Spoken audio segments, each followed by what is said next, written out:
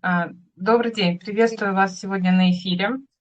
У нас важная такая тема, да, мы тем более последнюю неделю говорим о нашей самоценности, о женской энергии.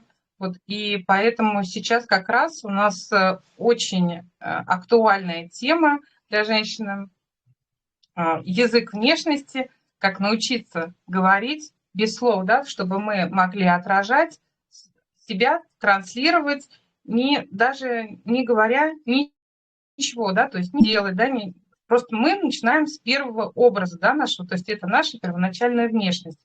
И вот на наш эфир пришла Татьяна, визажист она, и я предлагаю послушать, что она нам сегодня расскажет. Спасибо, Передаю Оль. слово. Спасибо. Я представлюсь. Меня зовут Татьяна. Последние 9 лет я работаю визажистом, организую съемки и, в общем, в индустрии красоты. А до этого 5 лет я работала в индустрии моды, открывала бутики люксовых брендов, и такое сочетание бьюти, моды, красоты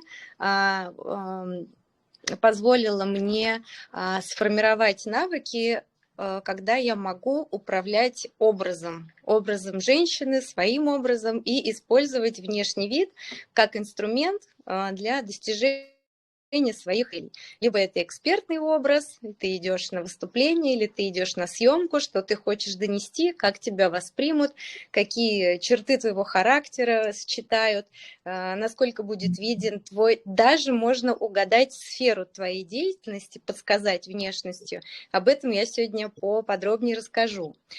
Ну Вот. вот у нас как раз очень много такой аудитории, которая женщины, да, вот, и они больше там 30 лет. И, конечно же, такой вот образ, он подбирается, и здесь уже как бы идет по-разному, да, то есть здесь и офисные сотрудники, и люди, те, которые дома работают, и, соответственно, разные образы. Вот. Поэтому как-то можно вот это вот все вместе скомбинировать, да, как бы в одном, вот какой-то один такой вот образ, да, создать, то, чтобы вот всем подходило. Нет, одного образа, который всем подходит, не может быть. В этом и заключается моя работа, агентство моего, которое создает визуальный образ эксперта и женщины. И именно наш эфир сегодня про то, что индивидуальность подчеркивает внешний вид и макияж. Так же, как то, что мы говорим, абсолютно индивидуально отражает наш внешний мир, внутренний мир, наши знания, также и внешность и макияж, они абсолютно уникальный. И здесь, когда надо подобрать образ для того, чтобы воздействовать на окружающих, для того, чтобы создать свое внутреннее ощущение, необходимо учитывать очень много моментов. Это и куда ты идешь, близко ли ты будешь общаться или со сцены, ты идешь сниматься или ты в живое общение будешь вступать, ты будешь говорить и хочешь, чтобы тебя слушали, или ты будешь слушать и показывать человеку, располагать его к себе, чтобы он больше тебе сказал и сообщил, что какой ты хочешь вызвать отношение к себе, чтобы тебе помогали и чтобы ты была ведомой, либо ты хочешь, чтобы тебя восприняли лидером и захотели наоборот за тобой идти. И здесь очень много составляющих, и люди, они абсолютно бессознательно, на подсознательном уровне, вот вы лучше как психолог скажете, где-то очень в глубине зашиты такие триггеры во внешности, которые считываются за 1 секунду. Но вот, например, это цвет. У Есть меня как раз такое? тоже, мы тоже как раз недавно проводили эфир, и тут мы, такая вот тонкая грань, да, у нас получается, то, что, да, мы можем создать себе яркий образ, то есть много таких элементов сделать внешности, да, и вплоть там пластика, да, там даже сложная, не только, да, вот как бы вот там макияж, да, прическа, маникюр, но и вплоть до таких сильных изменений. Но когда вот мы внутри все равно не транслируем свой стержень, да, то есть такую вот уверенность, вот, то есть идет такое искажение, то, что внешне вы уверены, да, вы как бы да, все как бы сделали, а внутри нету, да, то есть у вас потухший там взгляд, да, то есть вот, ну, вся сутула или еще что-то.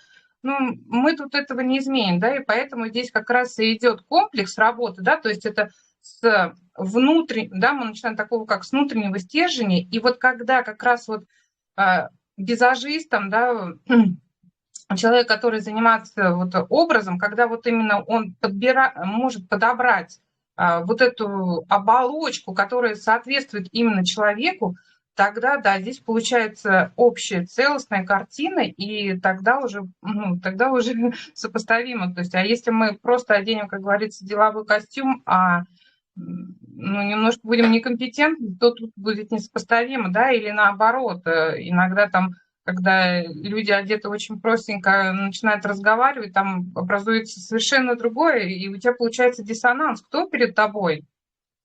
Да, Оля, я вот очень хорошо понимаю, о чем вы говорите, даже есть такое понятие, сможешь ли ты носить этот макияж, то есть насколько тебе будет в нем комфортно. И макияж это такое двусторонне направленное воздействие. С одной стороны, он воздействует на окружающих, на восприятие, на отношение к тебе. С другой стороны, он влияет внутренне. И, безусловно, вот мне кажется, с макияжем и без макияжем, и с разным макияжем одна и та же женщина чувствует себя абсолютно по-разному.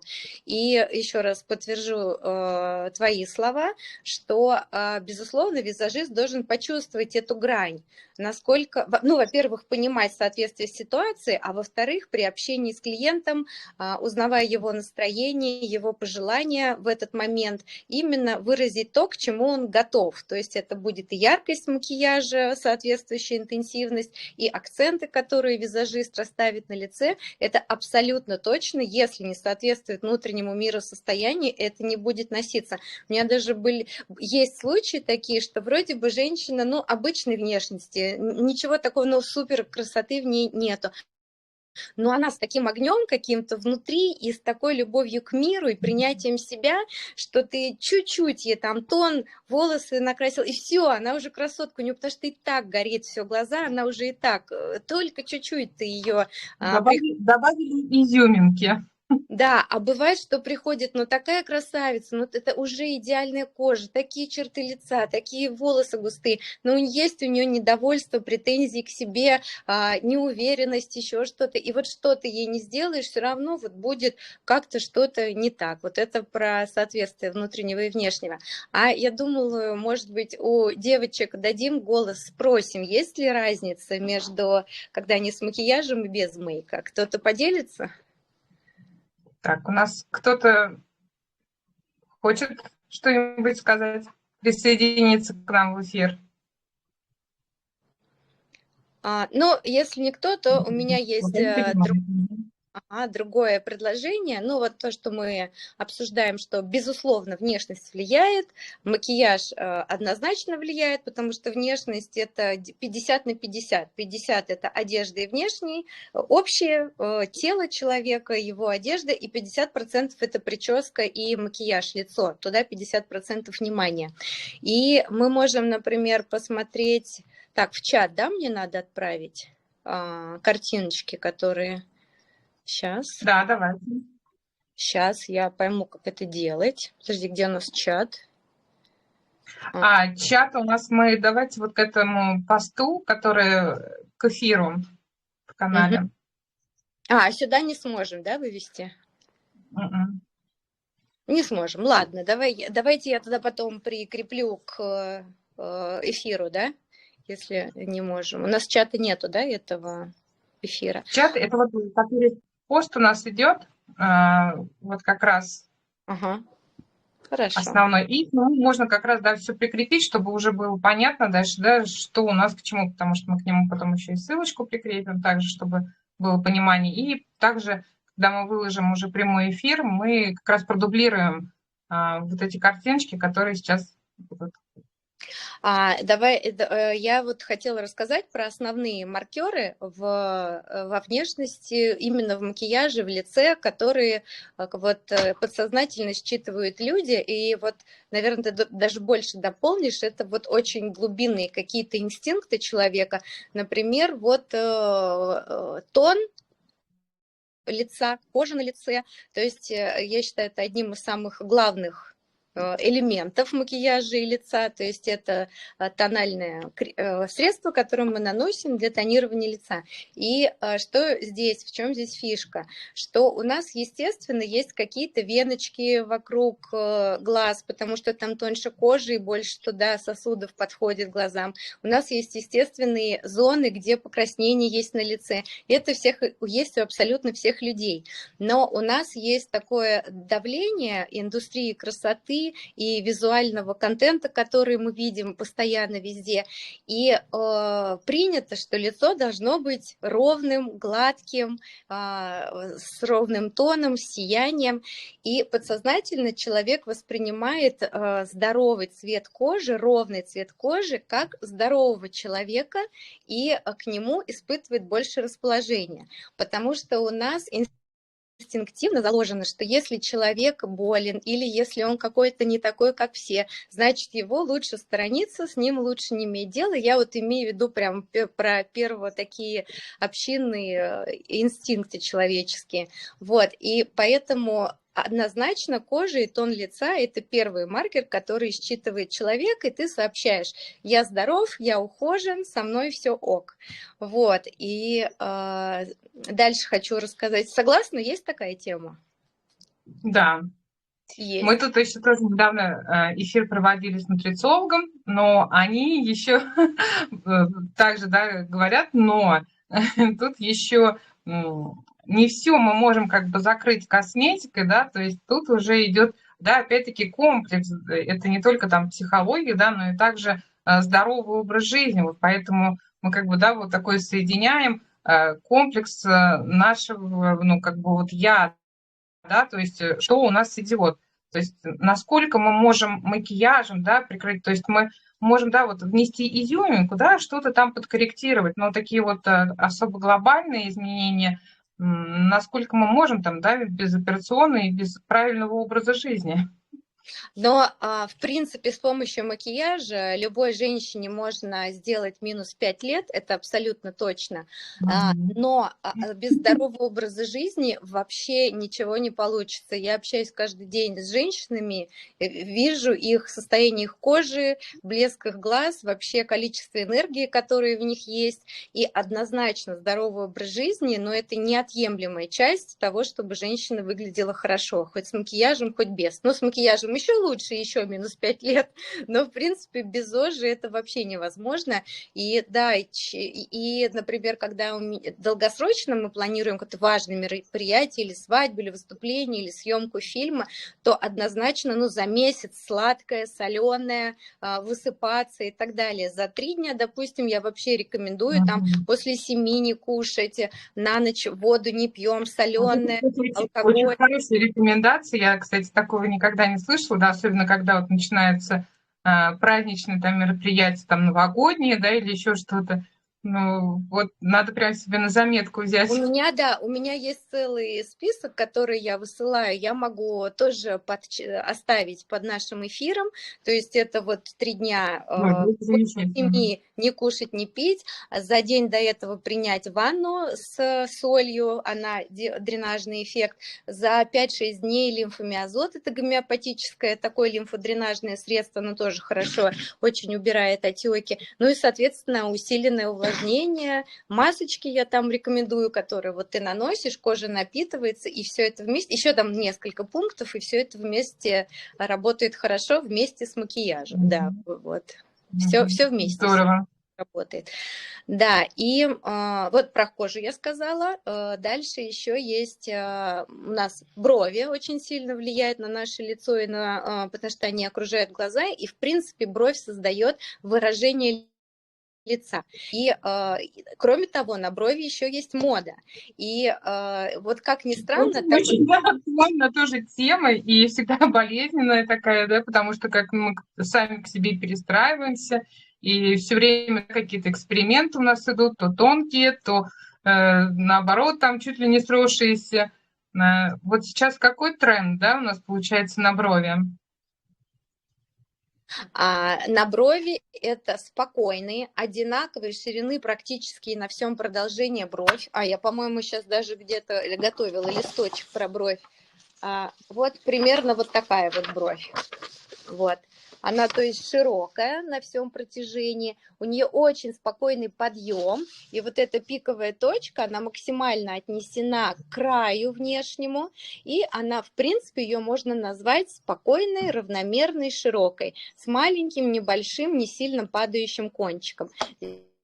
И посмотрите, у нее здесь в начале достаточно она деликатная, не такая темная, и она потихоньку темнеет кончику, и уже наивысшая точка и кончик потемнее. Вот сейчас современная трендовая бровь. И как ни странно, в макияже есть тоже тренды, и они тоже считываются неосознанно, потому что мы видим звезд, мы видим телеведущих, мы видим в Инстаграме красивых женщин, у нас отпечатывается то, с чем ассоциируется красота, модность, стиль сейчас. И когда мы смотрим на макияж, если в макияже есть трендовые моменты, то человек считывается как более стильный, как он в тренде, он знает, он, в общем, короче, в теме, да, и по жизни, и, значит, и в своей профессии, или вообще. Вот, даже такое вот есть в макияже, оно действительно работает. И, например, вот сейчас, если про тренды сказать, сейчас однозначно выдает стиль и трендовость макияжа. Раньше вот нюд его называли, сейчас называют clean girl. Это когда ты смотришь, и ты видишь просто свежую, ухоженную женщину. Он достигается с помощью очень такого тонкого тонального покрытия, хорошо подобранного под тип кожи, очень мягкого контуринга, румян, формы модной брови, и это все так нанесено, как будто этого и нету. Это все очень прозрачно и деликатно. Можно добавить абсолютно такие естественные реснички, и еще к этому макияжу, например, на вечер добавляются яркие губы. То есть днем это блеск, а вечером это яркие губы на таком clean face.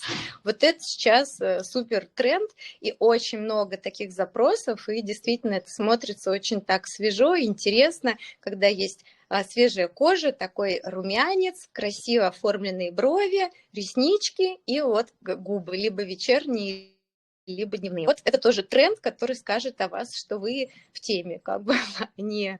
Вот мы недавно с подругами рассуждали о том, что насколько сейчас актуально пользоваться пудрой. То есть вот мы из 5 человек, получается то, что 3 вообще не пользуемся таким вот сейчас. Насколько это действительно так? Я в жизни тоже не пользуюсь пудрой, и возраст 35 плюс, я считаю, что пудра не нужна для макияжа моего любимого 35 плюс. Объясню почему. Потому что чем меньше слоев косметики на коже, тем выглядит привлекательнее лицо, стильней и дороже макияж, и достигается вот этот эффект clean girl и вот такого вкусного, красивого, свежего лица. Поэтому в макияже я и своих учениц на курсе, и сама так делаю, минимальное количество слоев. Мы можем подобрать правильный уход перед макияжем, абсолютно точно и правильно подобрать тональный крем, и тогда нам пудра вообще не понадобится. Пудра, она для того, чтобы закрепить тон на лице, но если тон подобран правильно и правильно сделана подготовка кожи, то тон никуда не съедет, и его закреплять абсолютно не надо. Мы убираем лишний слой, и пудра все равно всегда дает такой немножко неестественный, она может подчеркнуть какие-то мимические морщинки, немножко завалиться в поры, и она всегда делает пудра более заметным макияж на лице. Но пудра точно абсолютно нужна, когда речь идет о съемках, особенно о видеосъемках, когда вы на экране. Там пудра необходима. Я знаю, что у нас и у слушателей, и ты тоже публичной личности, бывают съемки, и вот именно на съемочном процессе пудра очень нужна, особенно какие-то, но с помощью пудры, если знать определенные приемы, например, можно убрать и сделать меньше видной носогубку, можно уменьшить носик, и, например, если есть склонность к жирности кожи и жирнится вот здесь вот кожа, то тоже есть приемы, как правильно нанести пудру спонжиком, так, чтобы эти места не блестели, потому что при ближайшем общении это может быть и выглядеть немножко неаккуратно или, ну, неприятно, как жирная, да, кожа. Но в остальных, во всех случаях и при правильно подобранном тоне в ежедневном макияже я пудру не использую и не рекомендую своим клиентам тоже. А вы с подругами к какому выводу пришли? Ну, мы, наверное, с подругами пришли, то, что, ну, бывает и так проэкспериментировать, но просто уже, да, финальная основа, да, то есть, ну, нам уже, как говорится, ну, не так уж и мало лет, вот, поэтому уже говорим то, что, ну, да, из косметички у нас как таковой ушел, ну, вот этот вот элемент пудра, вот, поэтому, ну, вот недавно рассуждали как раз. Значит, все правильно. У нас совпало мнение. Вот. Могу дальше рассказать, например, как макияж глаз, макияж губ влияет на вот то, о чем мы говорим, на наше восприятие. Или, например, вообще о том, как, в принципе, наличие, отсутствие и интенсивность, что о нас говорят. Ну, чтобы продолжить, например, могу про глаза поговорить. Например, вот на лице акцент мы делаем. На что сделать акцент? На глаза или на губы? Как это выбрать? Если ты хочешь говорить и хочешь, чтобы тебя слушали, мы делаем акцент на губы. То есть если это певица, если это публичное выступление, если это деловые переговоры, в которых ты хочешь говорить и чтобы тебя слушали, а если ты лектор, то тогда мы выбираем акцент на губы. Это тоже, подтверди, Оля, как психолог, человек смотрит на яркие губы, и это подсознательно отправляет его внимание в речь, прислушиваться, что ты говоришь. Если ты хочешь вызвать доверие, чтобы человек тебе доверился, чтобы он тебе рассказал, показать свое внимание, свое расположение, то мы делаем акцент на глаза. То есть такие открытые, бархатные, мягкий такой взгляд, он располагает человека к себе, например, в макияже помогающих профессий. Психолог, врач, косметолог даже, то есть вот он может такими бархатные, нежные дневные смоки делать, когда есть акцент на глаза больше, чем на губы, но в то же время это очень мягкий и бархатный взгляд. А, например, акцент на глаза, делая какими-то стрелочками, такими игривыми, кошачьими, вздернутыми, да, мы такой вот кошачий образ, такой немножко хищницы создаем, ну и это, соответственно, мы можем использовать на каких-то свиданиях, когда нам нужен более женственный, какой-то такой привлекательный, игривый образ.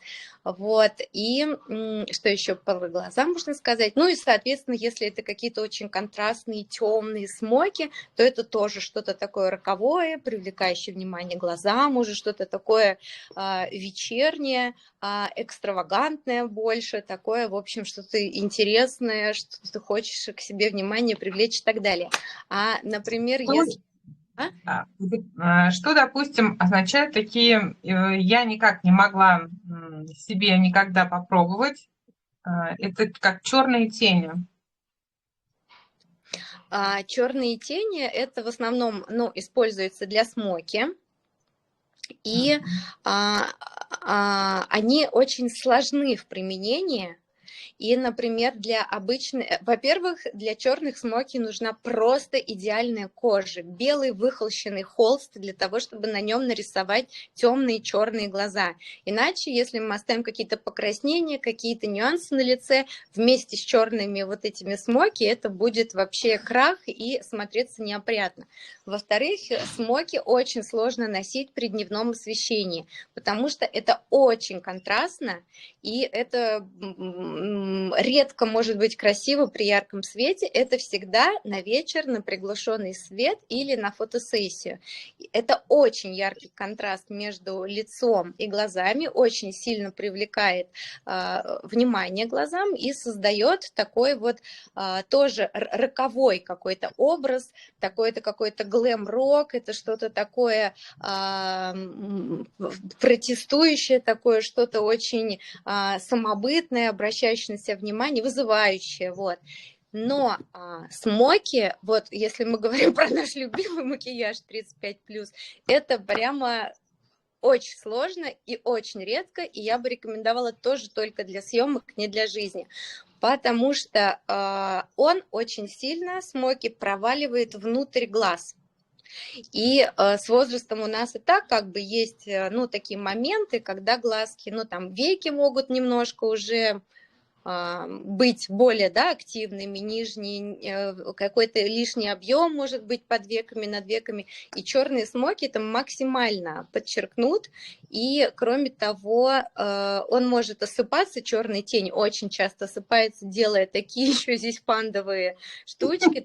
Вот черные смоки это к специалисту, это делать у специалиста на вечер, на какой-то тематический или на какое-то прям вообще роковое свидание и на какие-то интересные, очень творческую, какую-то необычную съемку, когда хочется что-то почувствовать. У меня, кстати, есть вот сейчас интересный макияж, я сегодня запостила, называется как раз про хищницу, сексуальность и так далее. Вот там как раз эти смоки применены. В общем, для жизни это вопросик.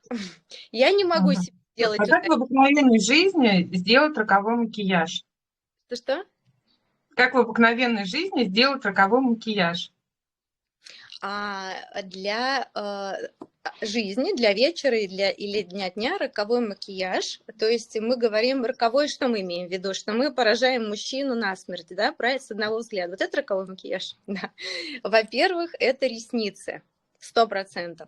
Это густые, достаточно длинные реснички, которые вот так вот лучиками обрамляют глаз. И это мы делаем либо с помощью туши, правильно подобранной, и затемнение вот у основания ресничек, то есть мы темно-коричневым карандашом, если просто накрасить глаза, ресницы, не будет этого эффекта. Необходимо коричневым карандашом очень тщательно прокрасить все пространство между каждой ресничкой и чуть-чуть над ними, а потом уже накрасить их тушью, и тогда ресницы станут в 3 раза гуще, потому что вот их основание, откуда они растут, оно будет затемнено. Вот я сейчас покажу, смотрите, у меня все есть. Вот видите, вот здесь вот у нее не только реснички накрашены, но самое темное место в глазу – это основание ресничек. И тогда реснички получаются более густые, и вот этот эффект. Кроме того, я тоже на своих мастер-классах учу, как самой себе наклеить пучочки. То есть такие крошечные реснички, там 2-3 ресниченки, они в пучок собраны.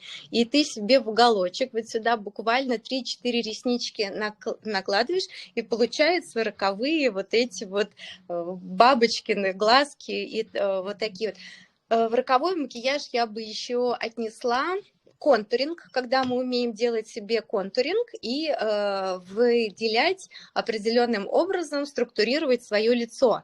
Можно сделать его таким четким, как такая будет модельная немножко внешность по мужскому типу. Можно наоборот, вот так вот подчеркнуть круглые щечки, ямочки, это будет более миловидно, то есть ты выбираешь, какой ты хочешь эффект произвести.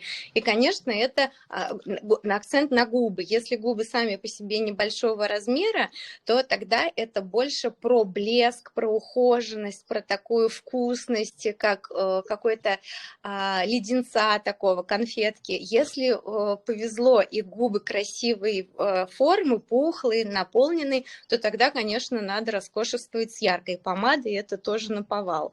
Вот, если позволяет форма глаза, конечно, это всегда стрелочка. Большая, маленькая, длинная, но стрелочка – это вот эта загадочность, кошачьесть, и вот это про свидание и так далее. Жалко, что мы не можем сейчас показать. У меня вот в моей подборке как раз есть один из мейков, вот такой секси-игривый. Но я прикреплю, я думаю, и подпишу. Там будет понятно, видно. Так. Отлично. Ага. Мы, в принципе, даже лайфхаки, да, какие-то рассмотрели. Вот еще какие-то еще дополнительные техники у нас для... Оль, а я вспомнила, мне понравился очень вопрос под нашим анонсом эфира. Я там на все ответила внутри, а один хотела... Да, прям так развернуто, интересно. Да, а один, значит, по-моему, сейчас я прочитаю или сейчас на память скажу. Вот, ага, открываю. В общем, ладно, не буду время тратить, значит, там было так. А что вы порекомендуете, какой должен быть макияж для дома и нужен ли макияж дома? Ну, вот для семьи. Во-первых, нужен, не нужен, это, как мы с вами говорили, чисто внутреннее состояние, внутреннее желание.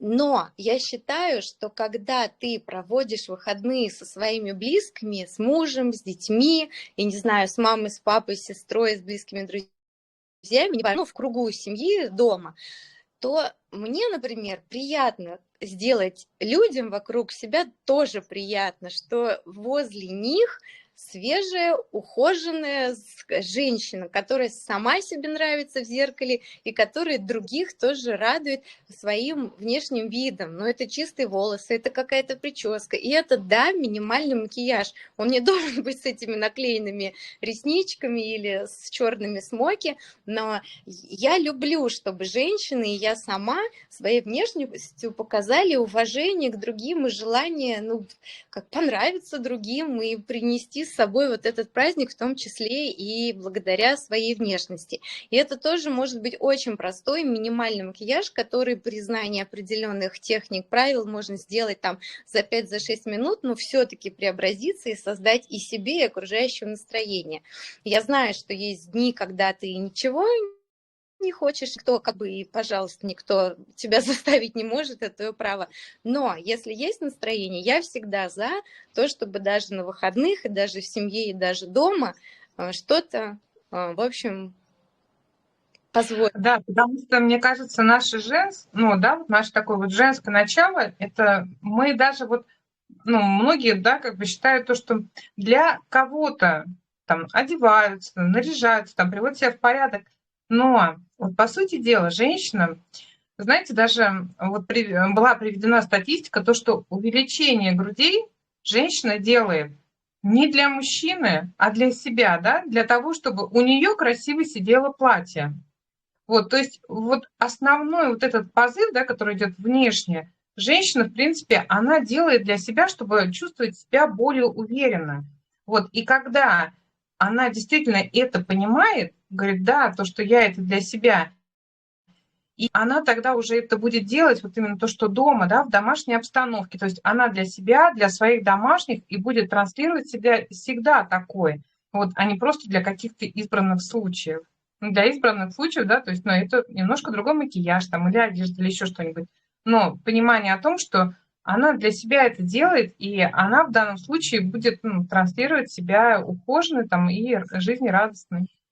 Да, да, абсолютно. Но на самом деле женщина на подсознательном уровне все равно понимает, что макияж и ухоженный вид, когда ты себя привела в порядок, он очень важен. Вот я вот 9 лет наблюдаю за тем, как меняет макияж женщину не только внешне, но и внутренне.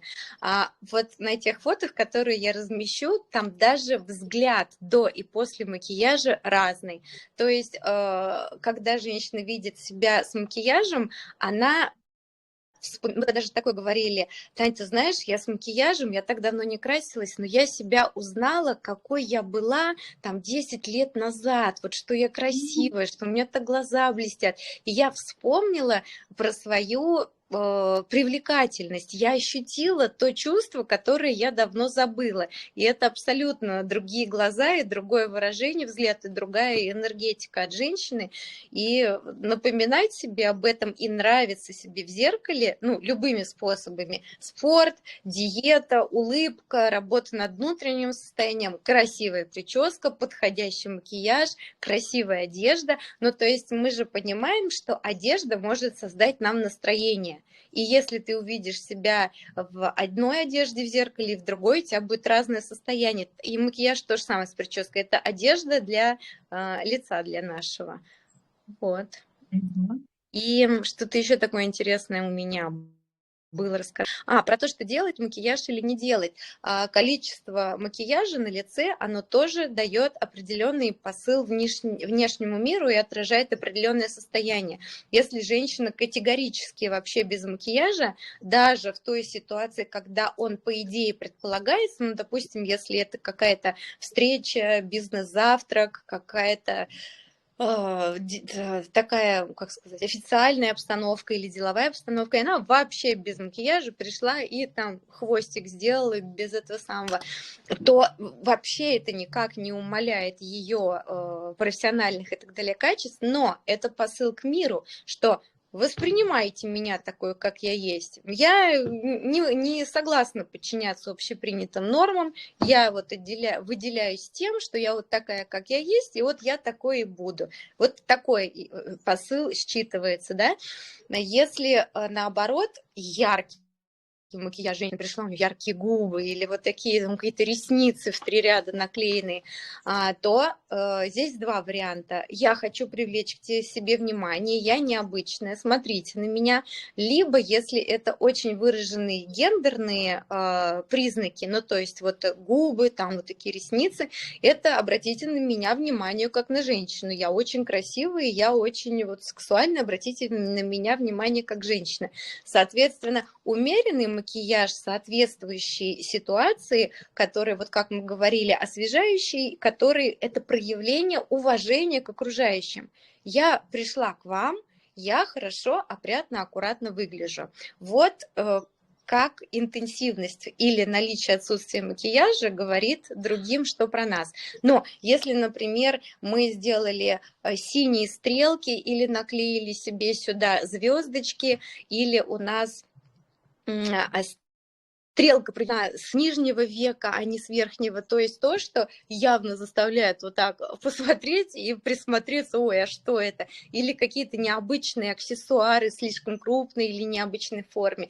Это говорит, я креативна, я необычная, я умею или знаю, или могу быть не похожей на всех. То есть вот я, например, вот так читаю макияж, и, Оль, скажи, мне кажется, что и другие плюс-минус что-то подобное. А вот как, допустим, будет сочетаться пирсинг и макияж? В носике? Ты имеешь в виду? На брови, в носике, на губе там вот делают. Ну, я даже не знаю, что ответить. У меня у дочки пирсинг, ну, она взрослая, ну, и она очень красиво красится, делает потрясающие себе стрелки, разные макияж, и нюдовый, и очень яркий, и как будто это все очень гармонично, потому что для нее гармоничен этот пирсинг, и он выражает что-то в ней, и он на нее просто ложится, как будто он на ней всегда и был. Но если женщина сделала пирсинг на брови, то у нее есть, наверное, уже соответствующий внутренний какой-то посыл и настрой, и она уже будет выбирать себе определенный макияж. Но вообще, на самом деле, это очень интересный вопрос. Я над ним никогда не думала, ты меня немножко поставила в тупик. Надо подумать. У меня мало было клиентов с пирсингом, если это только очень девочки или необычная съемка. Одна была у нее вообще все уши вот так, все брови, но там и образ у нас был тоже. Вот чернющий. Да, Вот эти бордовые губы, здесь зачес мокрый, там тоже мы навертели, конечно, потому что при таком количестве пирсинга, у меня даже, по-моему, татуировки были, конечно, этот образ надо как-то поддерживать, его надо нести, презентовать, потому что на голом лице вот так вот с пирсингом, ну вот. Ну, короче, по ситуации, работаем по ситуации. А еще такой вот вопрос. Вообще мужской есть макияж? Вот что-то как-то с этим вот сталкивались? Что вообще за образы такие, допустим, есть в мужском макияже? Мужской макияж делаю, периодически делаю. Я даже делала макияж Вайлдису Пельшу. Вот, да, и есть у мужчин очень определенные запросы на макияж, сейчас расскажу какие. Для каких случаев делают? В основном это съемки, то есть для жизни один только мужчина приходил к моей коллеге, которая работала в салоне, и он раз в неделю в пятницу делал у нее макияж, очень нюдовый, чтобы он был незаметным, но для чего он это делал, так и осталось секретом. В моей практике достаточно много было мужских макияжей, я не говорю, когда это мальчики-модели и это для съемки, ну, нужно, да, обычные мужчины, это в основном деловые фотосессии, либо это съемка роликов для YouTube, для там социальных сетей, и это очень простой макияж, просто ты убираешь явные покраснения, явные синячки под глазами, выравниваешь просто тон, чтобы, например, не ретушировать или на видео это очень сложно скрыть. Пудра специальным способом убирает блеск, потому что у мужчин иногда здесь бывает вместо волос красивая блестящая кожа на голове. Вот надо припудрить, потому что это необычно, ну, не так эстетично смотрится в камере, когда она блестит. Лобик, какие-то места, чтобы они не излишнего не было на них блеска жирности. Это расчесывать бровки, какие-то волосики, которые торчат. И, как ни странно, вот меня это просто поразило, очень многие мужчины просят закрасить седину на бороде и на усах. Я беру гель для бровей женской и закрашиваем седину на бороде и на усах. Вот такой бывает запрос о них. Но, в общем, для мужчин это макияж для съемок просто такой гигиенический, чтобы лицо было более ровное, без нюансов по цвету и без лишнего блеска для камеры, на работы на камере. Вот такая тема есть. Да, у тебя прям вот очень много всего можно ну, отдельно раскрывать темы. Тем Да. более ты как говорила, то, что у тебя тоже будут проходить какие-то эфиры. Как можно поподробнее еще услышать там какие-то темы? У тебя на канале как У все это меня происходит? на канале есть определенные рубрики, которые я постоянно веду. Во-вторых, я возьму все вопросы, которые были к этому эфиру, их подробно раскрою. И на своем канале я публикую маленькие такие видеоинструкции, памятки, как нанести тон, как здоровье, как это. Я постоянно делаю подборки обзоров продуктов, как ими пользоваться. И рассказываю про съемки, которые мы организуем, почему мы сделали тот или иной образ. И когда девушки это читают, они потом мне рассказывают, а вот я поняла, вот почему такой образ, почему вы то подобрали, начинают как будто в этом ориентироваться. И, в общем, как такое получается, насмотренность получают подписчики именно. Другой взгляд, соответственно, на свой образ. Да, и еще я со временем, это у меня каждый мой продукт рождается из практики, из потребностей клиентов. И в какой-то момент мне стали клиенты говорить, Тань, ну вот ты круто делаешь мейк, но когда я в другом городе, как мне вообще быть? Или когда я не успела к тебе записаться, или когда у меня нет денег, вот что мне делать теперь без твоего мейка? Как я могу пойти на мероприятие после того, как я уже ходила с твоим мейком? И получилось, что я стала давать индивидуальные уроки, как накраситься и выглядеть прекрасно, хорошо, как женщина хочет для каких-то случаев. А потом это переросло в формат мастер-классов. Я тоже опытным путем пришла к тому, что это всего 3 человека, потому что можно и уделить внимание индивидуально, и это очень круто, когда человек 1 раз видит на себе, 2 раза еще на других. Я прокомментировала ошибки этих, обратил внимание на это, и как будто в голове вот именно, когда 3 человека укладывается лучше всего. И, соответственно, цель этих мастер-классов, чтобы женщины умели под свой тип кожи, под свои черты лица научиться очень быстро и легко делать себе дневной, освежающий, вот такой вот гармоничный, лаконичный макияж. И цель у меня, чтобы это было очень просто и очень быстро. И у меня есть прям техника, что надо, как это внедрить в свою жизнь, как облегчить то, чтобы делать это каждый день с удовольствием и просто. И, соответственно, девчонки приходят, делают и как бы радуются потом тому, что у них появился еще такой ключик, инструмент, развлекалочка, привлекалочка. В общем, вот такое есть у меня тоже, да. продукт, востребованный достаточно. Ну, Когда давайте еще кого-нибудь спросим, кто-нибудь хочет присоединиться к нам в эфир?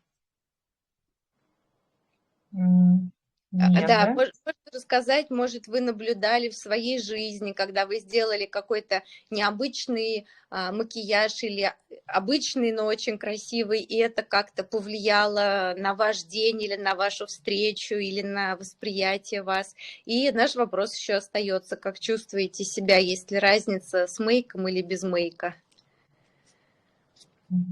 Ну, я думаю, то, что много еще кто посмотрит Да, запись эфира, да. вот поэтому будем ждать Я еще сама комментариев. очень часто и твои эфиры в том числе смотришь потом уже в записи, когда или в магазине, в дороге или что-то по дому делаешь и хочется чего-то хорошего услышать. В записи, да, часто бывает.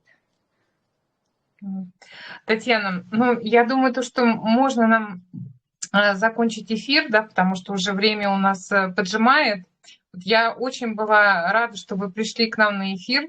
Я думаю, то, что нам, в принципе, будет полезно еще, да, на какие-то тематики поговорить, потому что на самом деле очень много всего, да, вот мы сегодня так кусочками, немножко урывками проговорили. Мы можем, да, как-то вот тоже еще, да, на какие-то моменты, тем более у меня тоже периодически проходят разные эфиры. Вот, и я вообще была очень рада, думаю, что это будет полезно. Спасибо тебе большое.